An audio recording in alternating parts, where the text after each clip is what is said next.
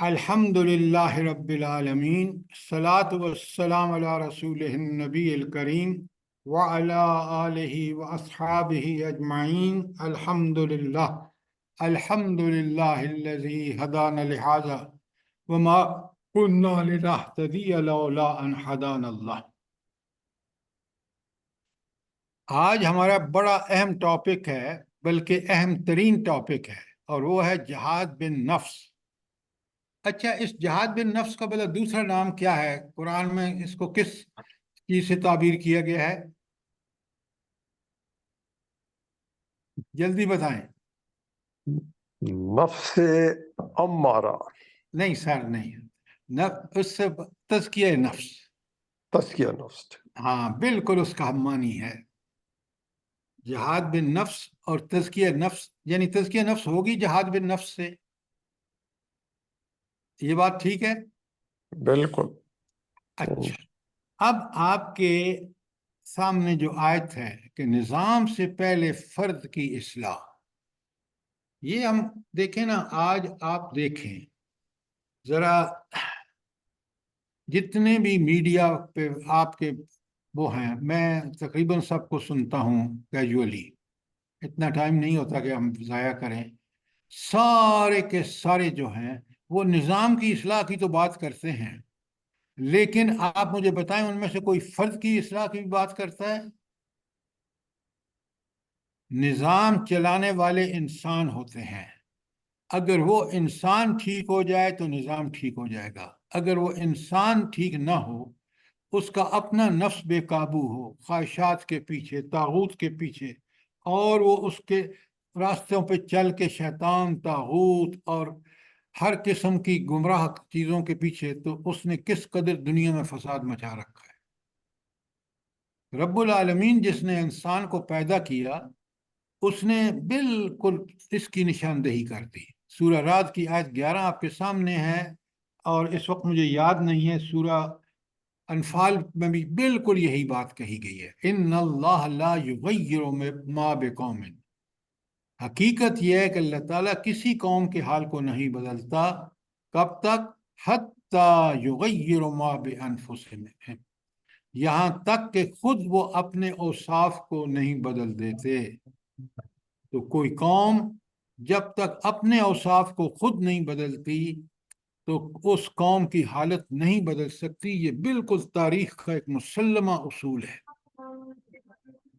قرآن ہی ہماری صحیح طریقے پر ان ھذا القرآن یہدی للتی ہی اقوم۔ اب آپ کو اس کی تفسیر بالکل سمجھ آنی چاہیے۔ جو لوگ یہاں دیکھیں، پوری دنیا میں ایک تماشا لگا ہوا ہے کہ بس نظام ٹھیک کر دو، نظام ٹھیک کر دو۔ اب آپ کیپٹلزم آپ کے سامنے ہے جو پورے یورپ میں ہے، سوشلزم اور کمیونزم جو ہے وہ آپ دوسرے بلاک میں دیکھ سکتے ہیں، یورپ میں، ساری روس میں اور چین میں۔ لیکن کیا اس نے یہ نظام لوگوں کے مسائل حل کر چکا ہے، یا جوں جوں وقت بڑھتا جا رہا ہے اس کی خرابیاں، کمزوریاں عیاں ہو جاتی جا رہی ہیں؟ اس کی وجہ کیا ہے؟ اس کی وجہ یہ ہے کہ اس نظام کو چلانے والے، چاہے وہ اسٹیبلشمنٹ ہو کسی ملک کی، چاہے وہ سیاستدان ہوں، چاہے وہ دیگر کوئی بھی اہل حل و عقد ہوں، اگر ان کی اپنی اصلاح نہیں ہوئی تو پھر وہ کوئی نظام کا پرزہ کی حیثیت سے کبھی ٹھیک کام نہیں کریں گے۔ تاریخ آپ کے سامنے ہے۔ لہذا قرآن نے اس کی بنیادی تصحیح کے لیے، نظام کے لیے، پہلے فرد ٹھیک ہوگا۔ یہ فرد اس جو عمارت بنتی ہے نظام کی، اس کی ایک بہترین حصہ ہے، اور ہر اصلاح اور ہر تبدیلی جو اجتماعی تعمیر کی بنیاد ہے، وہ فرد پوری عمارت کی، اصل میں فرد پوری عمارت کی بنیاد ہے۔ اور اس فرد کی اصلاح ہو نہیں سکتی جب تک وہ اپنا نفس کا تزکیہ نہ کر۔ اور اس نفس کے لیے اگر اس نے تزکیہ کر لیا تو قرآن کہتا ہے قد افلح من تزکا، کامیاب وہ ہو گیا جو جس نے اپنا تزکیہ کر لیا، جس نے نفس کے خلاف جہاد کر کے اپنے نفس کو ٹھیک صحیح کر لیا، تزکیہ کر لیا، وہ کامیاب ہے۔ اور یہ کامیابی کہاں پر ہے؟ دنیا کی بھی اور آخرت کی بھی۔ یہ ہے وہ چیز جو بنیادی طور پر سمجھنے کی ہے۔ اور آج اگر آپ میڈیا کو دیکھیں نا تو وہ اس چیز سے بالکل غافل ہے۔ اچھا، اب آگے آپ دیکھیں سورہ احزاب کی آیت 21 نمبر ہے۔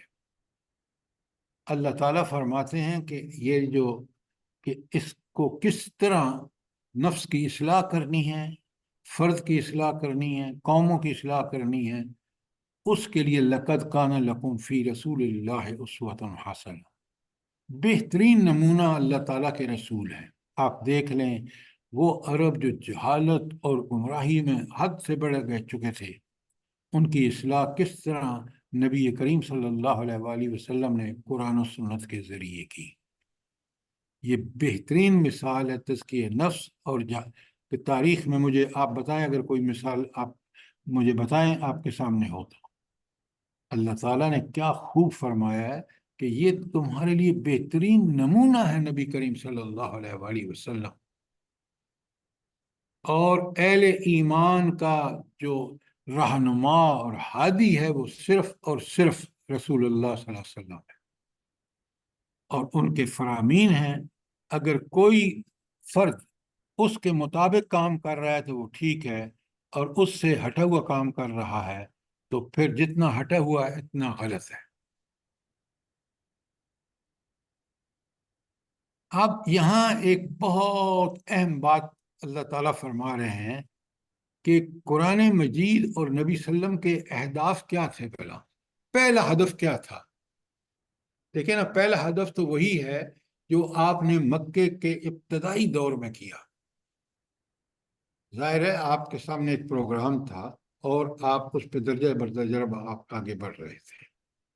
آپ قرآن کو پڑھیں نا اور سمجھیں تو آپ کو پتہ چلے گا کہ ابتدائی دور میں جو قرآن نازل ہوا ہے وہ اصل میں عقیدے اور ایمانیات پر مبنی ہے۔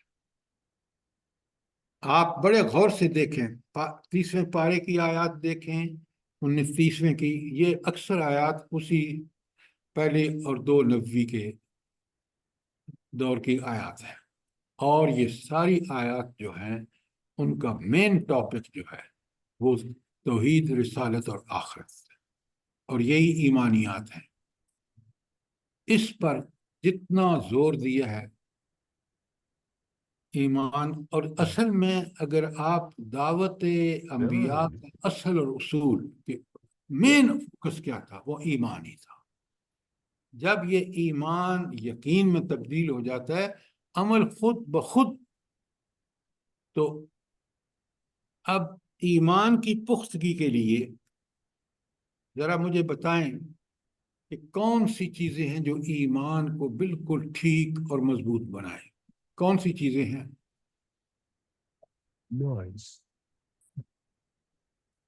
جلدی بتائیں جی۔ کوئی آواز نہیں آ رہی آپ کی۔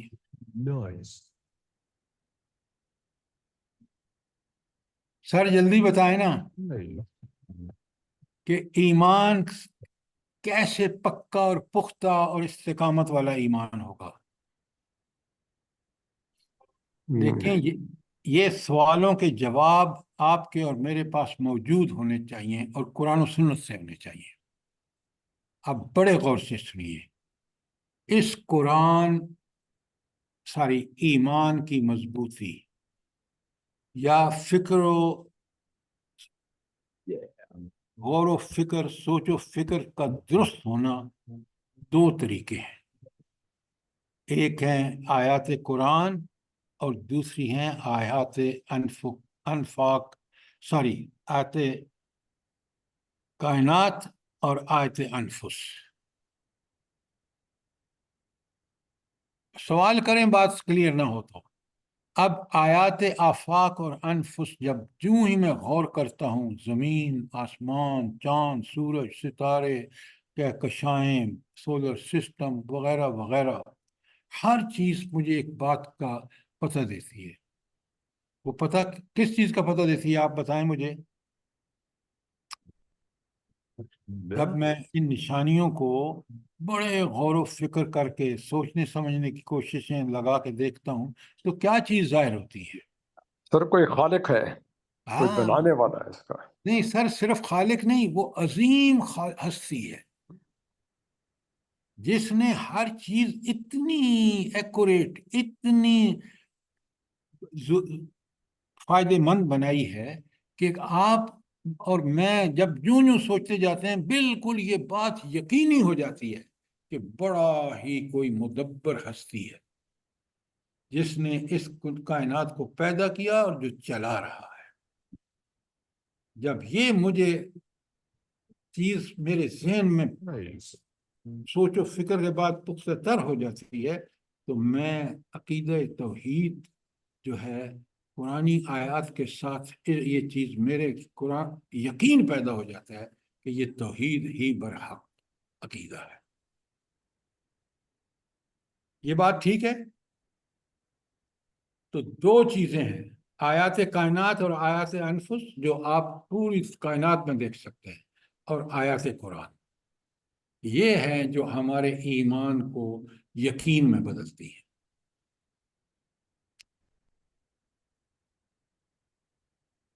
اب سارے اعمال کس سے پھوٹتے ہیں بھلا؟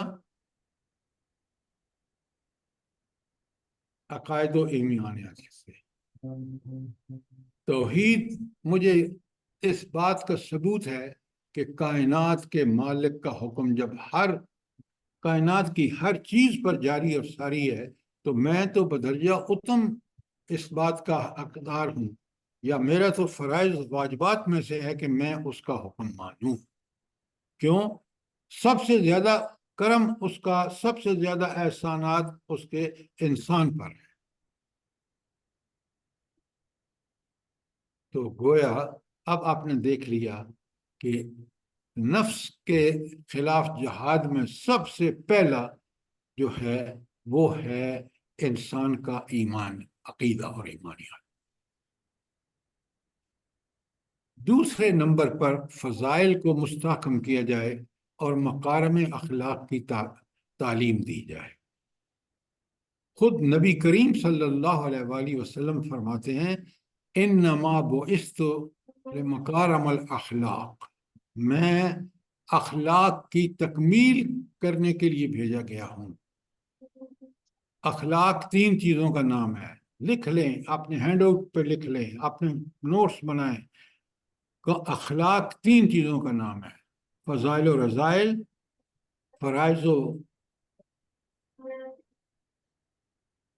فرائض کے ساتھ کیا آئے گا؟ حقوق، فرائض و حقوق، اور تیسری بات ہے آداب، کھانے پینے کے، چلنے پھرنے کے، بڑوں کے، مسجد کے، گھر کے، یہ سارے آداب، یہ تین چیزیں، اور ان تینوں چیزوں کا اخلاق کا تعلق ڈائریکٹ ایمانیات سے ہے، کیونکہ ایمانیات کا تقاضا ہے، توحید، آخرت اور رسالت کا تقاضا ہے کہ ہم بہترین اخلاق، بہترین فرائض حقوق ادا کرنے والے اور بہترین آداب بجا لانے والے۔ تیسری بات، صحیح غور و فکر اور درست تحقیق اور تفتیش کے لیے طریقہ کار مقرر کرنا۔ اس کی گائیڈ لائن تھیوری قرآن میں مل جائے گی، اور عملاً آپ نے کرنا دیکھنا ہے تو نبی کریم صلی اللہ علیہ وسلم کا طریقہ ہے۔ اس کے بعد قرآن کو نازل کرنے کا اور نبی کریم صلی اللہ علیہ وآلہ وسلم کو مبعوث کرنے کا مقصد یہ تھا کہ دنیا سے باطل کو انسان مٹائے، برائیاں اکھاڑ دی، ان کی جڑیں اکھاڑ دی جائیں، اور ایسی تعمیر کی جائے فکر و کردار کی کہ انسان کا ایمان بالکل مضبوط، پختہ اور استقامت والا ہو جائے۔ یہ چار آپ دیکھ رہے ہیں اور ان کا آپس میں تعلق بھی دیکھ رہے ہیں. کوئی سوال ہو یہاں تک آپ کو پوری اجازت ہے. تو اب آپ کو سمجھ آ گیا کہ صحیح تربیت کے لیے سب سے پہلی چیز بنیاد ایمان ہے. اور یہ بھی آپ نے سمجھ لیا کہ ایمان کی مضبوطی کا تعلق ہمارے افکار سے ہے. افکار اگر قرآن و سنت کے مطابق اس ایمان کو سمجھ لیں، توحید کو، رسالت کو، آخرت کو، تو یہ سب سے پہلا اور اہم ترین کام ہو. باقی آپ یہ پڑھ لیں گے کہ عقیدے سے مندرجہ ذیل نتائج برآمد ہوں گے. کوئی سوال، کوئی چیز، دیکھیں کتنا یہ اہم ٹاپک ہے کہ ہم انسان جو ہے. اب سوال یہ کہ انسان ایمان کو کیا چیز دیتا ہے؟ ایمان کیوں اتنا اہم ہے کہ بنیادی چیز ایمان ہے. سب سے پہلے ایمان زندگی کا ایک ہدف دیتا ہے. بھلا وہ ہدف کیا ہے؟ جلدی بتائیں. ایمان انسان کو کون سا ہدف دیتا ہے؟ مین گول کیا ہے؟ سب سے امپورٹنٹ ہدف یا گول کیا ہے ایمان کا؟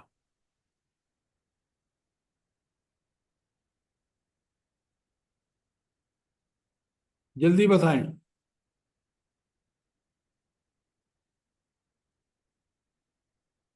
ایمان کا سب سے پہلا ہدف یہ ہے کہ ہم اس اللہ کو راضی کریں، اور اللہ راضی ہوگا ایمان کے بہترین ایمان سوچ و فکر پاکیزہ ہو، اخلاق پاکیزہ ہوں، اعمال پاکیزہ ہوں، اور سارے معاملات میں اللہ کے حکم کے مطابق کیے جائیں. یہ وہ ہدف ہے جو ہر انسان کو، اور یہ کہنا آسان ہے کرنا مشکل ہے. اسی کے لیے آج یہ ہم نے لیکچر رکھا ہے کہ کیا طریقہ ہے کہ ہم بہترین ایمان اور عمل کرنے والے بن جائیں، اور اس کا نام ہے نفس کے خلاف جہاد یا تزکیہ نفس.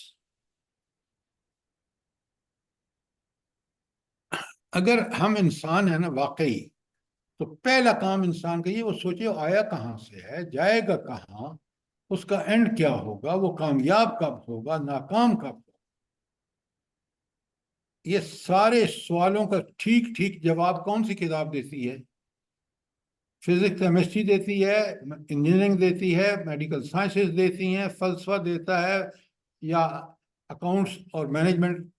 وہ کون مجھے بتائیں اس کا ٹھیک جواب کہاں سے ملے گا ان سوالوں کا؟ قرآن کریم سے.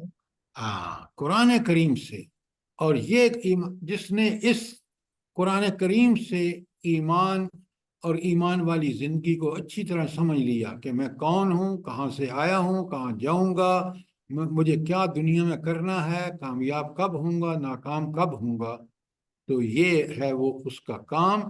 اور یہ قرآن و سنت پر ایمان لا کر اس کی حقانیت کو، قرآن بار بار کہتا ہے کہ سوچو ذرا، غور کرو. قرآن کہتا ہے کہ تم اس قرآن کے بارے میں تدبر کرو. تو ایمان کے بغیر جو کنکلوژن ہے، دیکھیں انسان عالم وجود کا ایک حیران و پریشان ذرہ یا بے وقت مادہ ہے. ایمان نہیں ہے تو آپ دیکھ لیں انسان کیسے خواہشات کے پیچھے دوڑتا ہے اور اس کی تکمیل ہو نہیں پاتی. ہزاروں خواہشیں ایسی کہ ہر خواہش پہ دم نکلے. لہذا ایمان وہ چیز ہے جو انسان کو پورا رہنمائی کر دیتی ہے کہ تو دنیا میں آیا کیوں ہے، تم نے رہنا کس طرح ہے، تم نے کامیاب کب ہونا ہے. اگر یہ نہیں کرو گے تو کیسی ناکامی، کامیابی کے کیا نتائج ہوں گے اور ناکامی کے کیا نقصانات، تباہی ہوگی. قرآن کے علاوہ کوئی چیز آپ کو ٹھیک ٹھیک نہیں بتاتی. کوئی سوال؟ اب دیکھیں کرنے کے کام کیا ہے. بڑی اہم بات آ گئی آپ کے سامنے. عقل کی تربیت کیسے ہوگی؟ علم سے. یا علم سے مراد کیا ہے؟ کیا انجینئرنگ کا علم، سائنس کا علم، یا آپ کا میڈیکل کا، یا اکاؤنٹنگ کا، مینجمنٹ کا، کیا وہ علوم جو ہیں وہ عقل کی تربیت کے لیے کافی ہیں؟ اہل سنت کا علم ہونا بھی ضروری ہے۔ اصل میں بات کو سمجھیے، جب ایمان ٹھیک ہوگا، ہمارا علم کا ذریعہ صرف قرآن و سنت ہے۔ باقی جتنے مضامین ہیں، اگر ہم ان سے پہلے ایمان استقامت والا لے کے ان کو فالو کریں گے، دیگر چیزوں کو، وہ دنیا اور انسانوں کے لیے مفید ہوں گی۔ لیکن اگر صرف انہی چیزوں کو ہم نے علم سمجھ لیا جو کہ انفارمیشن ہے، وہ چیزیں کبھی دنیا کو امن و سکون اور چین نصیب نہیں کر سکتی۔ آپ دیکھ لیں آج دنیا کو، قرآن و سنت کا علم، اس کی اپلیکیشن، چاہے وہ دنیاوی علوم ہوں، چاہے اعمال ہوں، چاہے افعال ہوں، چاہے آپ کی عبادات ہوں، چاہے آپ کے معاملات ہوں، آپ کے اخلاق ہوں، وہ اسی وقت ٹھیک ہو سکتے ہیں جب آپ قرآن و سنت سے رہنمائی دیں۔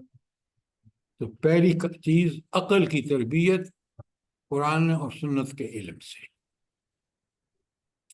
پھر یہ دنیاوی جتنے بھی علوم ہیں نا، بڑے مفید ثابت ہوتے ہیں، بشرطے کہ پہلے وہ ٹاپ پہ ہو کہ ہم نے قرآن و سنت کے اصولوں کو، جو اس نے بتایا ہے فائدہ مند ہے، وہ واقعی فائدہ مند ہے، جو تباکن ہے وہ اس نے بتا دی ہے، وارننگ کر دی ہے۔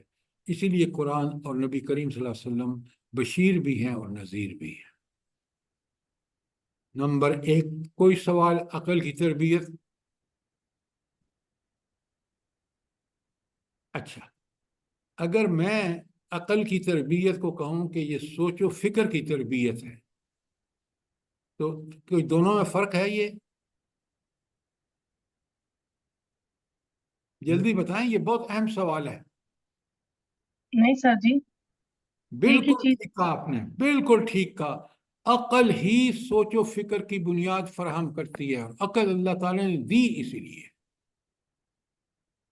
تو العلم سے جب آپ اپنی عقل کو سیراب کریں گے، العلم وہی کے تابع کر دیں گے اپنی عقل کو، سارے معاملات آسان ہو جائیں۔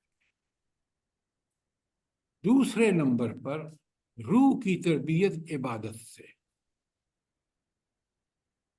اچھا، اب آپ کو پتہ ہے کہ انسان کی ایک مادی زندگی ہے، ایک روحانی زندگی ہے۔ روح اسی وجہ سے ہے، اور جب اس روح کا تعلق اللہ سے قائم ہو جاتا ہے، جہاں سے یہ آیا ہے، اور اللہ کی اطاعت میں لگ جاتا ہے، اور کیونکہ یہ روح کنٹرول کرتا ہے اعضاء کو، تو جسمانی کام بھی سارے کے سارے اللہ کی اطاعت میں ہوتے ہیں، تو وہ عبادت بن جاتے ہیں۔ اور اس طرح روح جو انسان عبادت کرتا ہے تو اس کی روحانی زندگی، اس کی اخلاقی زندگی سب سنور جاتی ہے۔ یہ تھا روح کی تربیت عبادت سے، اور جسم کی تربیت ورزش سے۔ آپ سمجھتے ہیں یہ بات؟ اور اخلاق کی تعمیر کس سے؟ فضائل اخلاق سے۔ تو یہ چار کرنے کے کام ہیں، اور یہ کام کس لیے ہیں؟ یہ تزکیہ نفس کے لیے، یا آپ کہہ دیں کہ جہاد بن نفس کے لیے۔ کوئی سوال، کوئی چیز کلیئر نہ ہوئی ہو؟ اب ان ساری چیزوں کا، پورے قرآن کا خلاصہ جو ہے وہ سورہ والعصر ہے۔ امام شافعی یہی فرماتے ہیں، اور بالکل ٹھیک کہتے ہیں، فرماتے ہیں ان الانسان لفی خسر والعصر، پہلے زمانے کو گواہ ٹھہرایا، پوری تاریخ انسانی کو دیکھ لیں، ان الانسان لفی خسر، انسان بنیادی طور پر گھاٹے میں ہے، اور اس گھاٹے اور تباہی سے بچنے کے لیے اس کو کیا کرنا ہوگا؟ اللہ، ہاں، وہ اس تباہی اور بربادی سے بچ جاتے ہیں۔ کون استثناء، کون ہے، ایکسیپشن کون ہے؟ الذین آمنوا، وہ لوگ جو ایمان لائے تو پہلی شرط یہی ہے کہ ان کی سوچ و فکر، ایمان نام ہے سوچ و فکر کا، وہ جب قرآن و سنت کے مطابق ایمان لا کے اس پہ یقین کرتا ہے تو اس کا ایمان لے آیا، اب اس ایمان کے تقاضے پورے کرتے ہیں کہ تو وہ عملی تقاضے ہیں، اسی لیے آمن و عامل الصالحات، ایسا ایمان جس کا دعویٰ کرے انسان اور اس کے مطابق عمل نہ کرے، وہ شخص کتنا بدبخت ہے، کتنا بد نصیب ہے کہ وہ اپنی بات کو ہی نگیٹ کر رہا ہے، جس بات کا وہ دعویٰ کر رہا ہے کہ میں اس پر ایمان لایا، عمل میں اس کے خلاف کر رہا ہے، کتنا بڑا نادان ہے۔ تو فلاح کون پائیں گے؟ آمن وعمل الصالحات، ایمان، اور ایمان کا لازمی نتیجہ کیا ہے؟ عمل الصالحات. عمل الصالحات۔ اچھا، جب ایمان اور عمل صالح کرے گا تو وہ حق ادا کر رہا ہوگا، نہیں ادا کر رہا ہوگا؟ اسی کی اس نے وتواصوا بالحق، اسی ایمان اور عمل صالح کی اس نے دوسروں کو، ساتھیوں کو نصیحت کرنی ہے۔ تواسی کا مطلب ہے کہ یہ آپ نے جس چیز کو حق مانا ہے اسی کو دوسرے لوگوں تک پھیلائیں، اور جب حق دوسرے لوگوں کو پھیلائیں گے تو پھر آپ کے لیے بڑے مسائل پیدا ہو جائیں گے، طاغوت اٹھ کھڑا ہوگا، شیطان اٹھ کھڑا ہوگا، اور وہ آپ کے خلاف بڑا زبردست پروپیگنڈا کرائے گا وغیرہ وغیرہ۔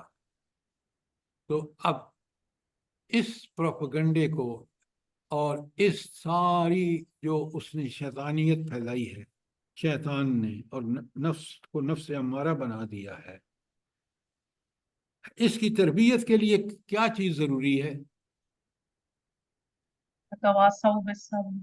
تواصوا بالصبر، کہ پھر آپ اس ایک دوسرے کو صبر کی نصیحت کریں۔ کیوں؟ صبر ہی سے آپ کو ان چیزوں پر قابو پا لیں گے اور اپنی اصلاح بھی کر لیں گے اور قابو بھی پا لیں گے، یہ وہ چیز ہے جو کرنے کی ہے۔ تو آپ نے دیکھا کہ تاریخ کا پورے کا نچوڑ یہاں اس صورت میں موجود ہے کہ انسان خسارے سے وہی بچ سکتا ہے جو چار کام کرے: ایمان، عمل صالح، تواصوا بالحق اور تواصوا بالصبر۔ کوئی چیز سمجھ نہ آئی ہو، کوئی سوال ہو؟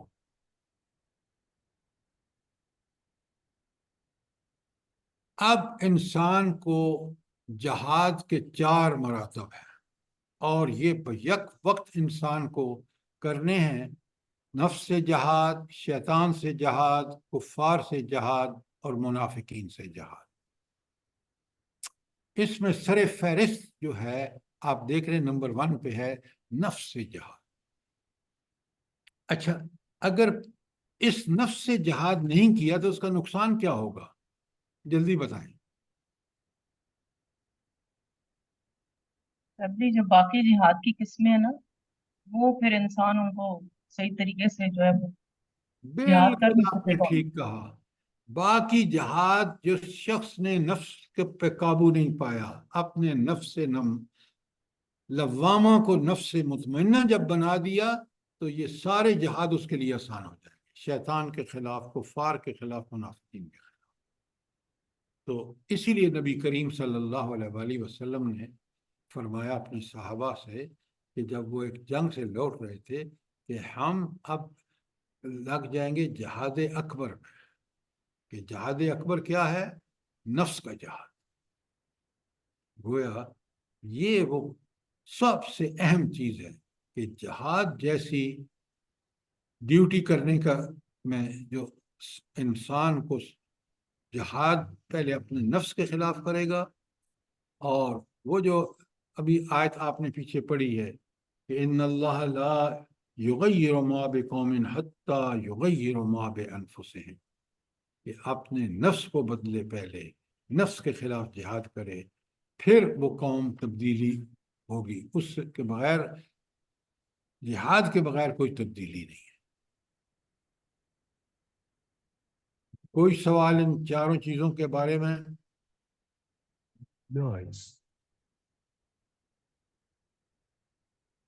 اب یہ چیزیں میں نے آپ کے سامنے الفاظ میں بول دی ہیں، آپ ہینڈ آؤٹ آپ کے پاس موجود ہے، اس کو پڑھیں، اس کو سمجھیں، اور یہ جو 4 پوائنٹ ہیں ان کو بھی پوری طرح کلیئرلی سمجھیں۔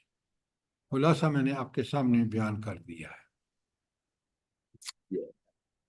اب علم کی اہمیت سمجھیں۔ قرآن ہم سمجھ کے پڑھتے نہیں ہیں نا، مسئلہ یہ ہے کہ پہلی سورہ علق نازل ہوئی ہے، پتہ ہے آپ کو؟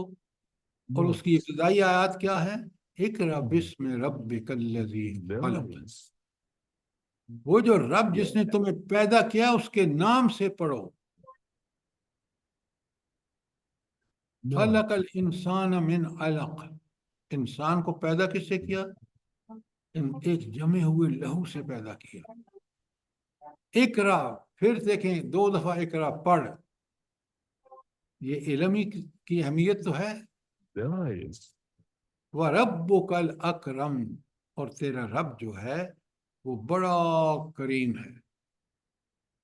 اس کا ایک احسان یہ ہے کہ الذی علم بالقلم، انسان کو قلم کے ذریعے تعلیم دی۔ نوٹس کیوں بناتے ہیں آپ؟ آج بھی جب تک چیز لکھی ہوئی سامنے نہ آئے بندے کو مزہ نہیں آتا۔ اور کتنا بڑا کرم کیا، علم الانسان ما لم یعلم،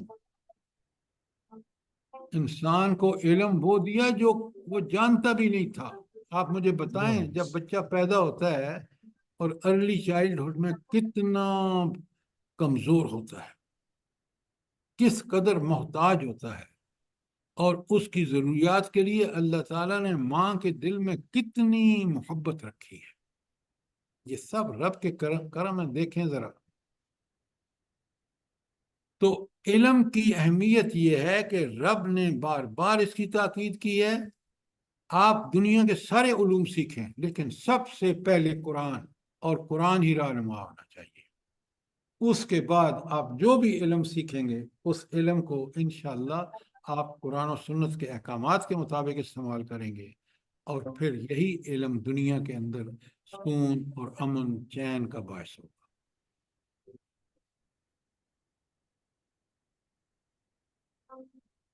کوئی سوال یہاں تک؟ کتنا پہلی آیت کے اندر آپ بتائیں۔ اچھا، یہ جو سورہ حج کی آیت ہے، وَلِيَعْلَمَ الَّذِينَ، تاکہ جان لیں وہ لوگ، اوتوا العلم، جن کو علم دیا گیا ہے، انہ الحق من ربک، کہ حق تو رب کی طرف سے ہے، فَيُؤْمِنُوا بِهِ، اور اس پر ایمان لائیں، وَتُخْبِتَ لَهُ قُلُوبُهُمْ، اور ان کے دل اللہ تعالیٰ کے سامنے جھک جائے۔ اچھا، دل کب جھکتے ہیں اللہ تعالیٰ کے سامنے؟ جلدی بتائیں نا ذرا، مجھے اندازہ ہو کہ آپ بات کو سمجھ رہے ہیں۔ علم آ جانے کے بعد۔ ہاں، علم قرآن و سنت کا العلم کی بات ہو رہی ہے۔ العلم سے آپ اللہ کو پہچانیں گے، اور العلم جو ہے وہ ایک قرآن کی آیات سے ہے جو اللہ تعالیٰ نے حق میں، قرآن کتاب مبین ہے، اور دوسرا آیات کائنات اور آیات انفس۔ جس طرح قرآن برحق ہے اسی طرح یہ آیات بھی، آیات آفاق اور انفس برحق ہیں، یا جس طرح ہماری عقل ان آیات کائنات اور آیات انفس کو دیکھ کر سمجھ کر اس رب کی عظمتوں کے تابع ہو جاتی ہے عقل، تو یہی وہ عقل ہے جس کو اللہ تعالیٰ کہتے ہیں کہ اگر ان کا یہ علم اور اس پر غور فکر کرنے کے بعد اس نتیجے پر پہنچے ہیں تو وہ ان کو حق کی پہچان ہو جاتی ہے۔ جب حق، اور اس حق کو جس طرح رب العالمین کائنات میں ایگزیکیوٹ کر رہے ہیں، جس طرح قرآن میں فرما رہے ہیں، وہ ایسا علم ہے کہ وہ انسان کو جھکا کے رکھ دیتا ہے۔ اور مومن وہی شخص ہے جو اللہ کے تعالیٰ کے سامنے پوری طرح جھکا ہوا، کہ ہر عمل اس کا، اس کی تسلیمات اور اس کے سامنے جھکنے کا جو ہے وہ گواہی دے کہ واقعتاً یہ بندہ جو ہے یہ اس کا ایمان پکا اور سچا ہے۔ تو پہلی کنڈیشن، پہلی شرط آپ دیکھ رہے ہیں کہ علم ہے۔ ذرا سورہ محمد کی آیت دیکھیں، فعلم، فا مانے پس، لہذا عالم، اچھی طرح جان لے۔ اچھا، اس کا جو صحیح ترجمہ ہے ذرا کان کھول کے سن لے۔ کیا کان کو؟ انہ لا الہ الا اللہ، تو کہ اللہ کے علاوہ کوئی الہ نہیں ہے۔ یہ جو لا الہ الا اللہ ہے، یہ کیا چیز ہے؟ اللہ تعالیٰ کہہ رہے ہیں بہت اچھی طرح جان لے۔ کیا جان لے؟ کہ اللہ تعالیٰ کے علاوہ کوئی الہ نہیں ہے۔ تو یہ کیا چیز ہے؟ اب بڑی، یہ علم ہے۔ جاننا کسی چیز کا کیا ہے؟ علم۔ اور علم کس کے بارے میں؟ اس خالق، مالک، رازق اور جو اصلی الہ ہے اس کے بارے میں جو علم ہے وہ اصل علم ہے۔ تو انہ لا الہ الا اللہ، یہ علم ہے۔ اور واستغفر لذنبک، اور معافیاں مانگ گناہوں کی، اپنے، لذنبک، گناہوں کی، وللمؤمنین، اور مومنوں کی، والمؤمنات، اور مومن عورتوں کی۔ اب ذرا دیکھیں یہ حصہ کیا ہے، واستغفر لذنبک وللمؤمنین والمؤمنات، جلدی بتائیں۔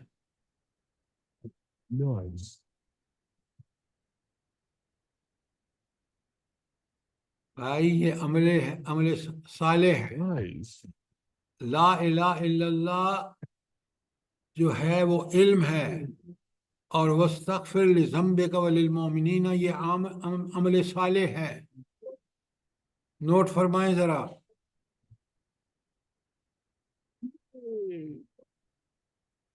تو علم سے، ساری عمل سے پہلے کیا ضروری ہے؟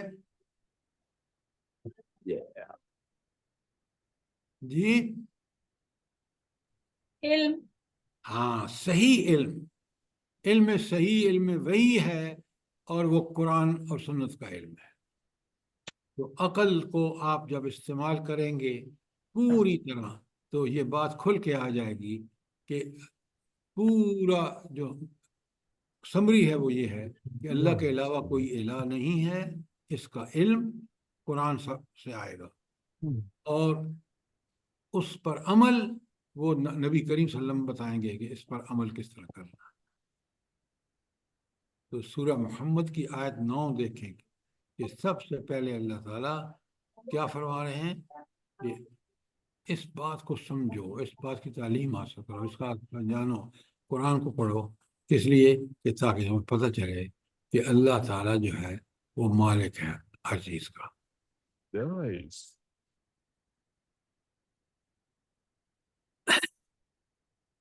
کوئی سوال یہاں تک؟ کتنی قیمتی باتیں ہیں۔ اللہ تعالیٰ اپنے نبی کریم صلی اللہ علیہ وسلم سے فرماتے ہیں وَأَنزَلَ اللَّهُ عَلَيْكَ الْكِتَابَ وَالْحِكْمَةَ، اللہ تعالیٰ نے آپ پر کتاب اور حکمت نازل کی ہے، یہ ہے علم۔ وَعَلَّمَكَ مَا لَمْ تَكُنْ تَعْلَمُ، اور تمہیں وہ سکھایا جو آپ نہیں جانتے تھے۔ وَكَانَ فَضْلُ اللَّهِ عَلَيْكَ عَظِيمًا، اور آپ اللہ کا بہت بڑا فضل ہوا۔ تو اللہ کا سب سے بڑا فضل نبی کریم صلی اللہ علیہ وآلہ وسلم پر کیا تھا؟ قرآن مجید۔ علم۔ علم علیک الکتابہ، بالکل آپ ٹھیک کہہ رہے ہیں، لیکن آپ کہیں قرآن کا علم۔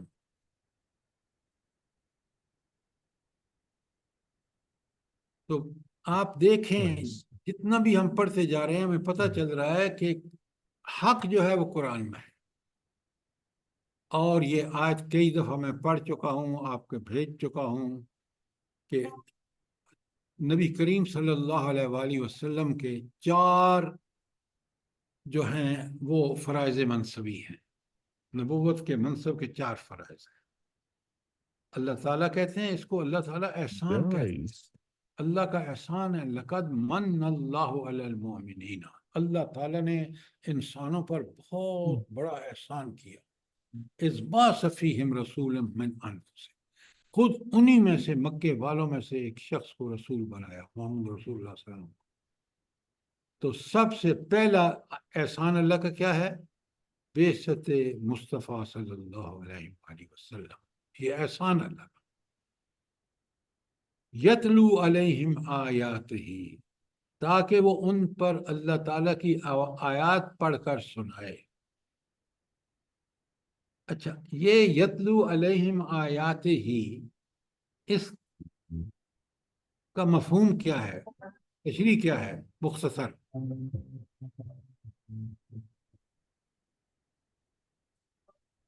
دیکھیں، اللہ نے انعامات گنائے ہیں. پہلا انعام بتایا کہ اللہ بعثت رسول صلی اللہ علیہ وسلم انعام ہے. نمبر 2، یتلو علیہم آیاتی، وہ رسول جو اللہ کا احسان ہے جب وہ آیات سناتا ہے تو وہ کیا ہوتا ہے؟ وَيُزَكِّيهِمْ، پھر ان کا تزکیہ کرتا ہے. تو اس کا مطلب یہ ہے کہ اس پہلے ایمان لایا جائے،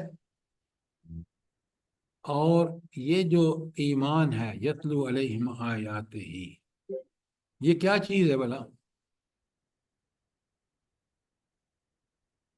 جلدی بتائیں.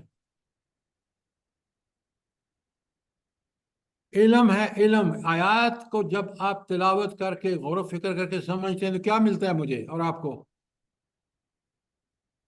علم.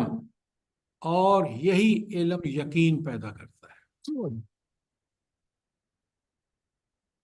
یتلو علیہم آیاتہ، علم ہے، علم وحی.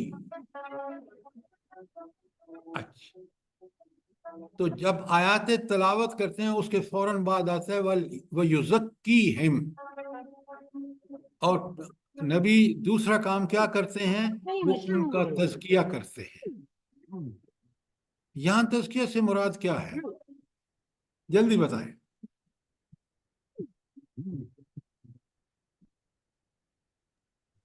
فکر کا تزکیہ. جی، کس کا تزکیہ؟ فکر کا.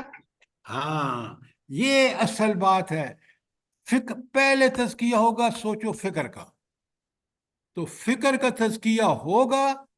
آپ نے تلاوت آیات سے فوراً آپ کے فکر کا تزکیہ مقصود ہے، اس لیے دوسرے مرتبہ. جب آپ کی فکر کا تزکیہ ہوتا ہے تو آپ اس وقت فوراً آپ کا ذہن کہتا ہے کہ کون سا عمل کروں جس پہ میرا اللہ مجھ سے راضی ہو جائے. جو آیات علم اور تزکیہ، فکر کے تزکیہ کا تقاضا کیا ہے کہ اب میں عمل ٹھیک ٹھیک کروں. تو عمل کے لیے مجھے یعلمہم الکتابہ، پھر وہ نبی صلی اللہ علیہ وسلم اس کو کتاب کا علم دیتے ہیں. کتاب کا مطلب ہے کہ وہ جو احکامات ہیں، احکامات کیوں میں نے کر رہا ہوں یہاں یعلمہم الکتابہ کا احکامات کیوں میں نے کر رہا ہوں؟ کیا دلیل ہے میرے پاس؟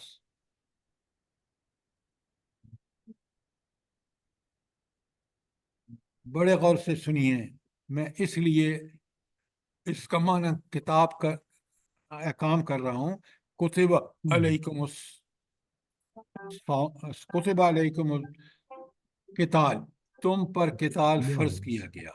کتب علیکم سیام، تم پر روزہ فرض کر دیا گیا.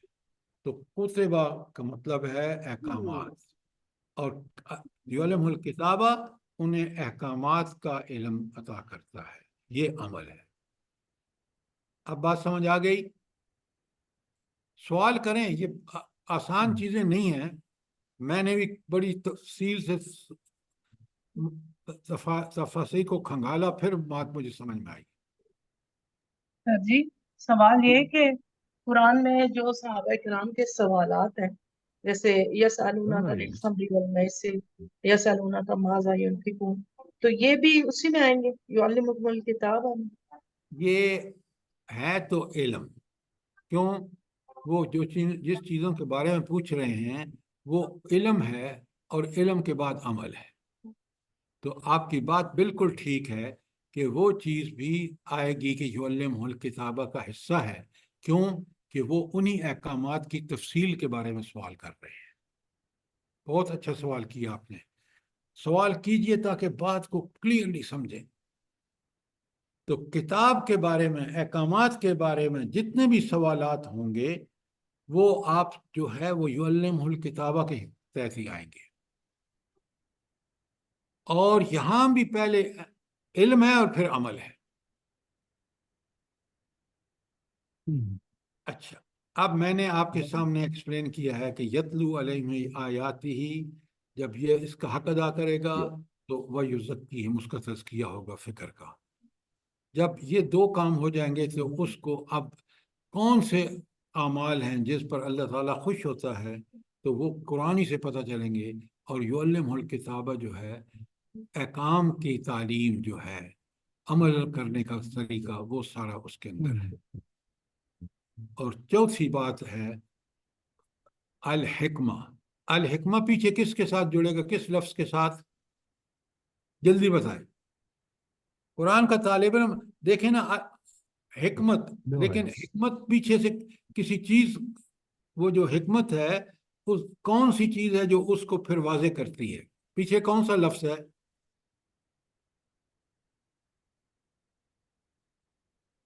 یعلمہم الکتاب والحکمہ. اس کا مطلب ہے کہ حکمت کے ساتھ بھی یعلمہم ہے، کہ پھر وہ اللہ کا رسول کتاب ہی نہیں سکھاتا، احکامات کی تشریح نہیں کرتا صرف، وہ ان کو حکمت بھی سکھاتا ہے. اب بات سمجھ آ گئی آپ کو؟ اب سنیے حکمت کیا ہے.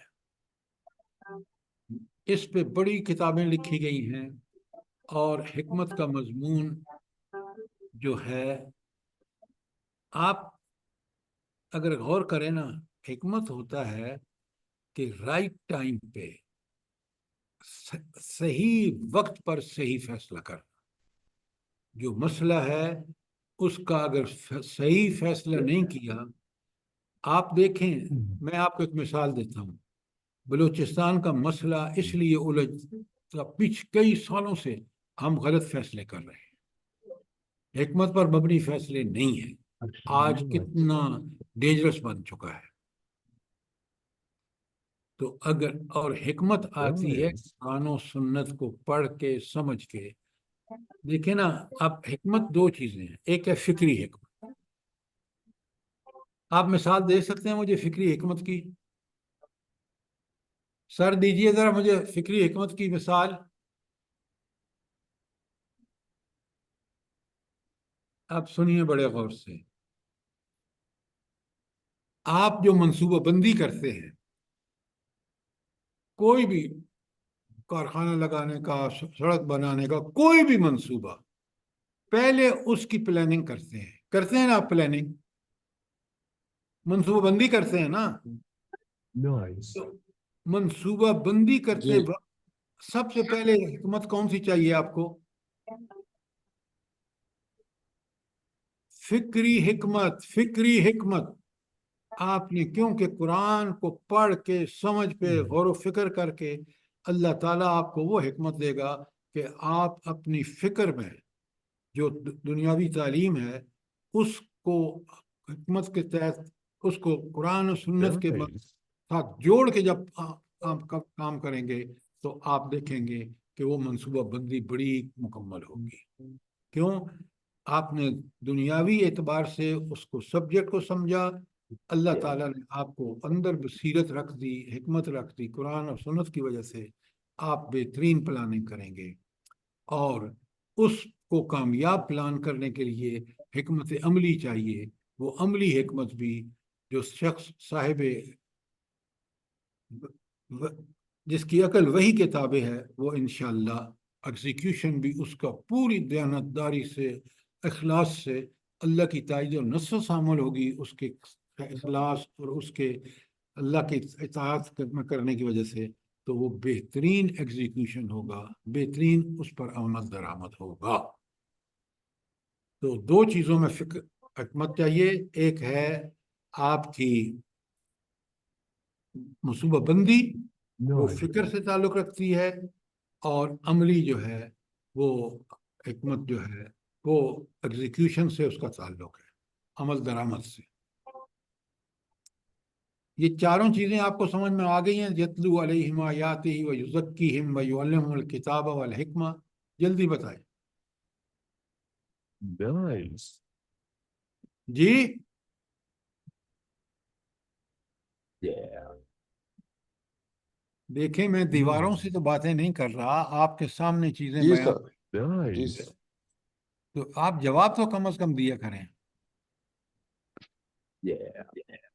اچھا، اب کیونکہ قرآن جب نازل ہوا تو شروع میں اس کے جو مخاطبین تھے وہ مکے والے تھے،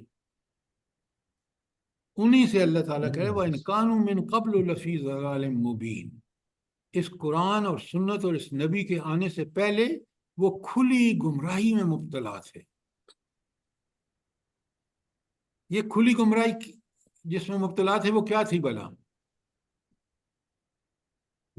وہ اپنی عقائد اور طریقوں پہ چل رہے تھے، ہاں، آپ وہ اجداد کے۔ بالکل وہ بتوں کی پوجا کر رہے تھے، اتنی بھی ان کو ہوش نہیں تھی کہ یہ جو ہم اپنے ہاتھ سے بناتے ہیں، نہ بول سکتے ہیں نہ سن سکتے ہیں، یہ ہماری کیا مدد کریں گے۔ Yeah. یہ ہے کھلی گمراہی کہ جو عقل سلیم سے ان کا ہر عمل جو تھا، بھائی لڑ رہے ہیں تو حالی نے بڑی پیاری، اب آپ نے وہ نہیں پڑھی ہوگی، ضرور پڑھیں، مسدس حالی ایک نظم کے پیرائے میں ہے، کہیں آگے کہیں گھوڑا آگے بڑھانے پہ جھگڑا، کہیں پانی پینے پلانے پہ جھگڑا، تو ان کے اندر ایسے جھگڑے اور ایسے فسادات تھے کہ جو بالکل عقل کے Nice. خلاف تھے۔ اس لیے کہا Nice. کہ وَإِنْ كَانُوا مِنْ قَبْلُ لَفِي ضَلَالٍ مُبِينٍ، اس سے پہلے یہ لوگ کھلی گمراہی میں مبتلا تھے۔ کوئی سوال؟ دیکھیں میں نے کئی دفعہ آپ سے گزارش کی ہے، یہ آیت 164 جو ہے یہ بنیادی طور پہ دعا ہے حضرت ابراہیم کی، جو آیت بقرہ کی 129 ہے۔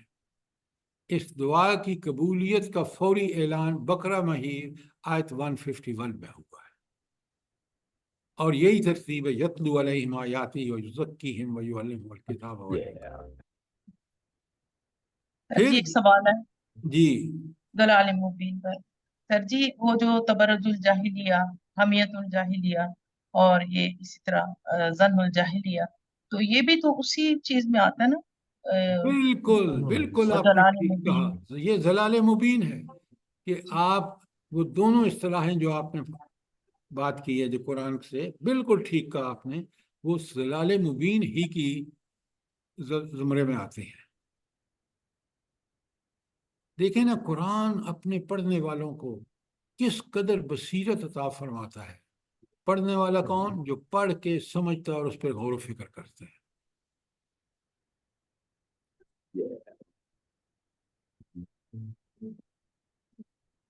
یہاں ایک آیت سورہ فاطر کی آیت 28 میں دیکھیں ذرا، میں ترجمہ کرتا ہوں، انما یخشى اللہ، بے شک اللہ سے صرف وہی لوگ ڈرتے ہیں، عبادہ العلماء، وہ بندے جو عالم ہیں، جو علم رکھتے ہیں، علم والے ہی اللہ سے ڈرتے ہیں۔ اب یہاں بالکل کلیئر ہے کہ یہ P H D M S اور ایم فل وغیرہ لوگ نہیں ہیں، بی اے وغیرہ نہیں ہیں۔ یہاں جو لوگ قرآن و سنت کا علم رکھتے ہیں Nice. وہی ڈرتے ہیں، اور ان کے ڈر کا نتیجہ یہ ہوتا ہے کہ وہ برائیاں چھوڑ دیتے ہیں اور Nice. دور ہٹ جاتے ہیں اور نیکیاں کرتے ہیں۔ یہ ہے، اور یہ علم اسی کو نصیب ہوگا جو قرآن و سنت کا علم رکھتا ہے۔ کتنی بڑی بات ہے، لیکن غور کریں گے تو بات سمجھ آئے گی کہ اللہ فرما رہے ہیں کہ وہ اب علماء اللہ تعالیٰ کی عظیم صفات، قدرت، اس کی علیم و خبیر ہونے وغیرہ کی معرفت جتنی حاصل ہوگی، اتنا ہی وہ اللہ کی خشیت پیدا ہوگی۔ جب اللہ کی خشیت دل کا اللہ سے ڈرنا مانی ہے تو پھر وہ نیکی کرے گا اور آگے بڑھ کر کرے گا اور برائی سے مکمل اجتناب کرے گا۔ کتنی یہ آیات ہمیں کس قدر انکریج کرتی ہے کہ ہم Nice. اللہ کی معرفت حاصل کریں. جو نہیں معرفت ہوگی اسی طرح انسان جو ہے وہ اس کے دل میں اللہ کا خوف اور اللہ سے محبت دونوں بھیا. محبت کس وجہ سے کہ اس کے Nice. رحمتوں کا اس کے احسانوں کا کوئی حد نہیں, Yeah. اور ڈر اس بات کا کہ وہ Nice. ناراض نہ ہو جائے. میں ایسے گھٹیا اعمال نہ کروں کہ جس سے وہ ناراض ہو جائے. اگلی آیت سورہ Nice. مجادلہ کی دیکھیں, قرآن نے کیا کیا واقعات چھوٹی سی آیت میں. یرفع اللہ الذین آمنوا منکم, Yeah. اللہ تعالیٰ درجے بلند درجے عطا فرمائے گا ان لوگوں کو جو تم میں سے ایمان لائے, جنہوں نے Nice. یقین کیا نا کہ قرآن برحق, رسول برحق, قیامت برحق, اور اس کے مطابق عمل کیا, تو وہ اللہ ان کے درجے بلند کر. یرفع اللہ, اللہ تعالیٰ خود ان کے درجے بلند کر دے گا. والذین اوتوا العلم درجات, اور ان کو بلند درجات عطا فرمائے گا ان کے علم کی وجہ سے. Nice. تو آپ یہ بتائیں یہاں علم کا مطلب کیا؟ پی ایچ ڈی اور ایم ایس اور قانون میں اعلیٰ ڈگریاں. اپنے ملک کی عدالتوں کو دیکھ لیں, ان میں اکثر جج جو ہیں وہ امریکہ اور برطانیہ سے پڑھ کے آئے ہیں. نہیں, یہاں وہ علم ہے جو قرآن و سنت کا. اس کے ساتھ پروفیشنل علم کی ضرورت ہے. دنیا میں کیا ہو رہا ہے جب غور و فکر کریں گے, جو بار بار قرآن کہتا ہے, تو آپ اس نتیجے پہ پہنچیں گے کہ دنیا میں اگر کوئی قانون برحق ہے تو وہ اللہ کا, اصول برحق ہیں تو وہ اللہ کے ہیں, Nice. اور ساتھ جو اللہ کی صفت لائی جا رہی ہے نا, وہ بڑی وارننگ ہے خلاف ورزی کرنے والوں کے لیے, اور بڑی خوشخبری ہے عمل کرنے والوں کے لیے. وہ کیا ہے؟ واللہ بما تعملون خبیر. یہ بات اچھی طرح پلے باندھ لو, جو کچھ بھی عمل تم کر رہے ہو اللہ تعالیٰ Nice. پوری طرح باخبر ہے. کیا مطلب ہے اس کا؟ کہ تم جو خلاف ورزیاں کر رہے ہو نا, اللہ تعالیٰ ایسا باخبر ہے, اور قیامت کے دن تمہیں ایک ایک چیز کا حساب دینا ہوگا. ثم لتسألن یومئذ عن النعیم. اور یہ سب کس کے سامنے دینا ہوگا؟ یہ دنیا کی عدالتیں نہیں ہوں گی کہ آپ ان کو مجبور کر کے, ان کے فلمیں بنا کے, اور ان کو اپنے احکامات پر قابو پا لیں, ان کے کرائیں وہ جو چاہتے ہیں. وہاں اللہ تعالیٰ ہوگا, اور وہ اللہ تعالیٰ ایسی ہستی ہے کہ بما تعملون خبیر. جو بھی تم عمل کر رہے ہو, Nice. تمہارے ہر عمل سے پوری طرح باخبر ہے. کوئی سوال یہاں تک؟